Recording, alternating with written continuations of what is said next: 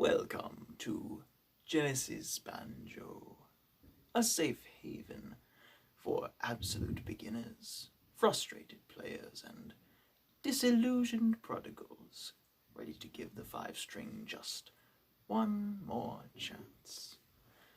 My name is Jacob. I will be your host, your guide, your teacher, and you will learn to play the banjo. So let's dive right in.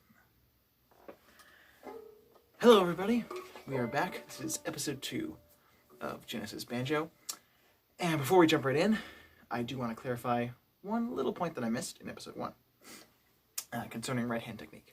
So, as I mentioned to you before, you should be doing just the 1, 2, 1, 2 motion. And I believe that I said that you're striking all the strings with your index. That's most likely what I said because that's the way that I do it. But I do want you to be aware that there is another way.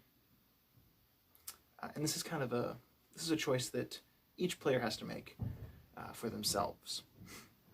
And there are really two ways of doing it, and they're pretty simple. It's just one very, very minor difference. Some clawhammer players play all their downstroke notes with their index finger, and some play them all with their middle finger. As you can see, I obviously play just with my index, but I have seen players who play with their middle finger something like this. So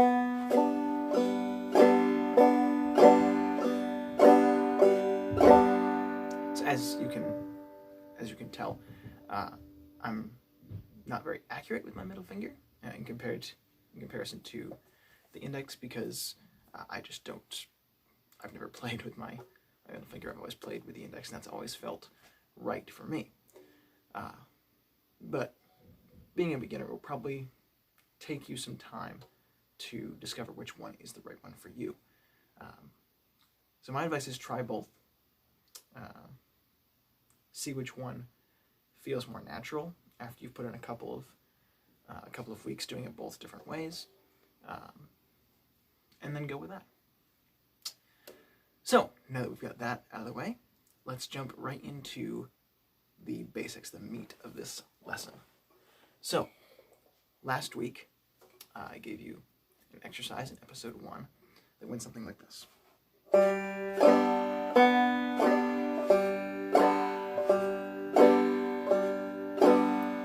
Just a very, very simple 1, 2, 1, 2, 1, 2, 1, 2. Just striking a single string and a strum.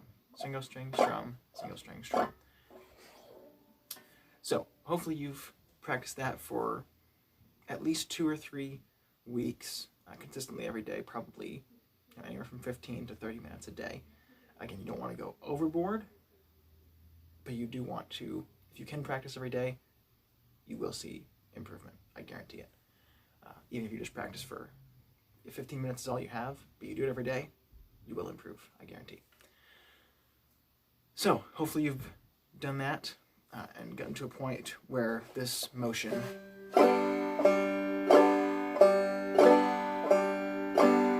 feels natural.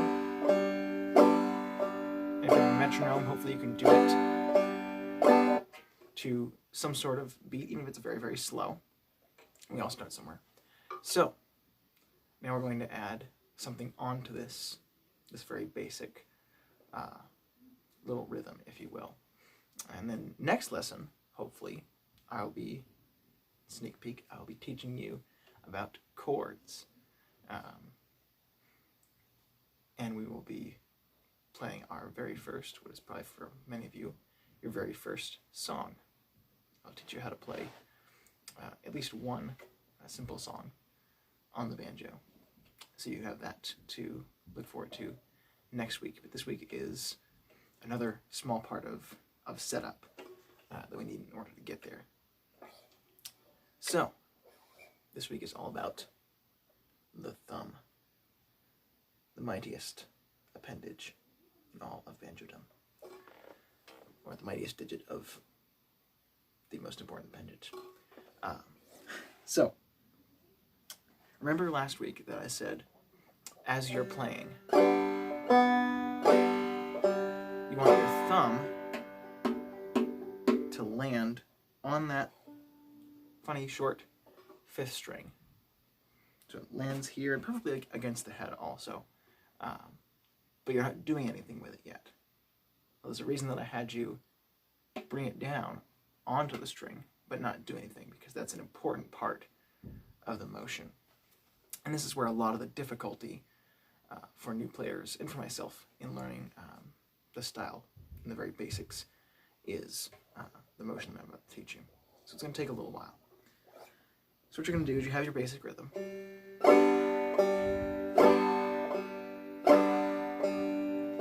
And all we're going to do is we're just going to add that plucky little 5th string. So you're going to count. This time you're going to count the offbeats as well.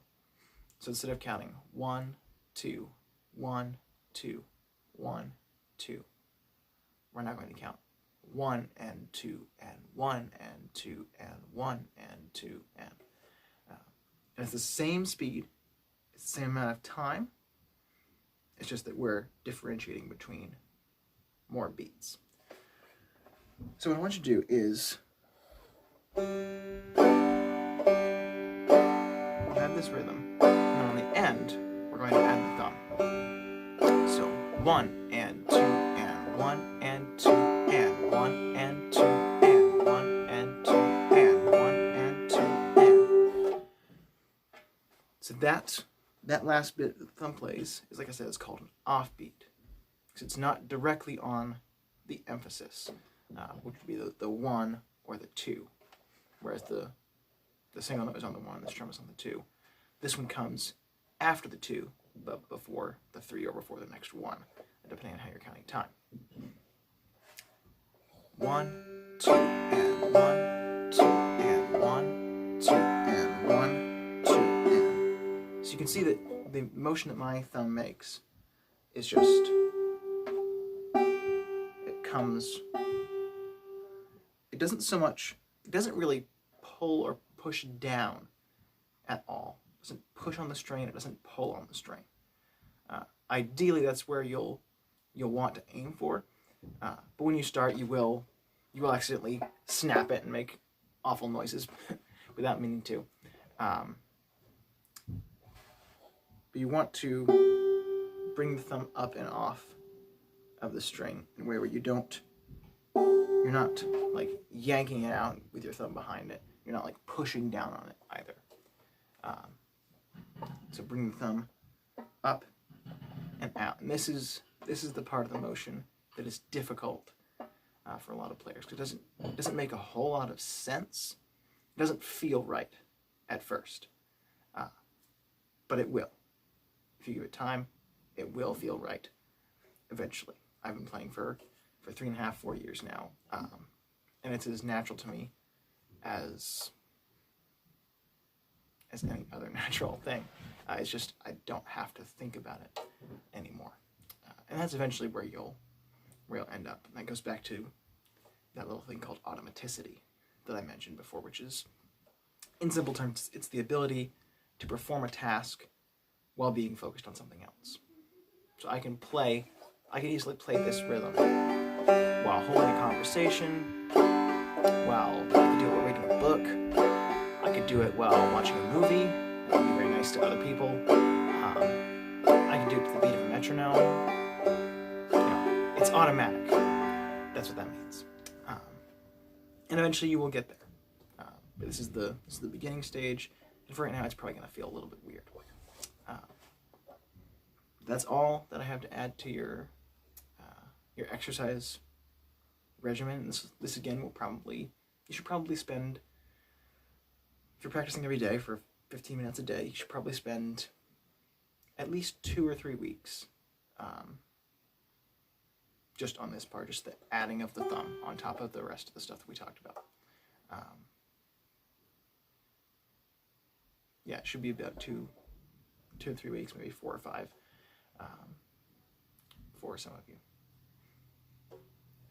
1, 2, and 1, 2, and 1, 2, and 1, 2, and 1, 2, This does remind me, this is sometimes referred to in the clawhammer style as the basic strum or the bum-ditty rhythm, just coming from the sound that the strings make.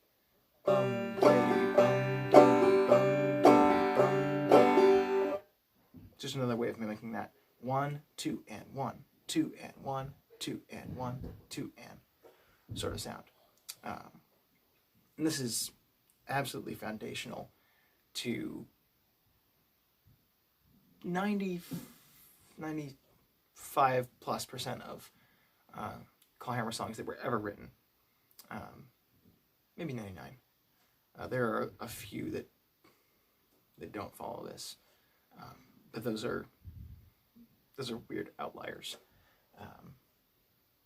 and you probably won't learn them, or at least you won't learn them for a long time. So for 95% at least of the songs that you will learn, you will need to use this rhythm, or some very basic variation of it. So keep at it, keep practicing, keep working. You know, if you can, spend time on it every day. A little bit of time every day is better than spending 3 hours trying to do this on a Saturday, because after a little bit of time, your brain finds it more and more difficult to focus. So shorter periods of focus spread out over time are much better for you than, you know, quote unquote marathon practicing sessions, because those aren't really fun. They're not fun for you, and they are assuredly not fun for anyone else who may happen to live in or near your apartment or house or dorm or wherever. So that is what I have for you. That is the lesson this week. Work on that bum-ditty. Work on getting that thumb action going. Take it slow. Again, use a metronome if you have access to one. Get one if you don't. It will really help. And I think that's all that I have for you until next Friday. And let's see. So if you want to find me, I do have an Instagram page. If you want to find me on Instagram, my Instagram handle is @JakeBoxMusic. All one word. It's jukebox with an A instead of a U, Jakebox Music. And of course you can find me on YouTube as Jacob Sargent, where you can search for of course I'll put some links up across the screen here somewhere, and also down in the doobly-doo to the first episode of this series. Until next time, friends, happy holidays, and may your Christmas be filled with peace, with love, and with the joyous noise of rampant consumerism. Goodbye now.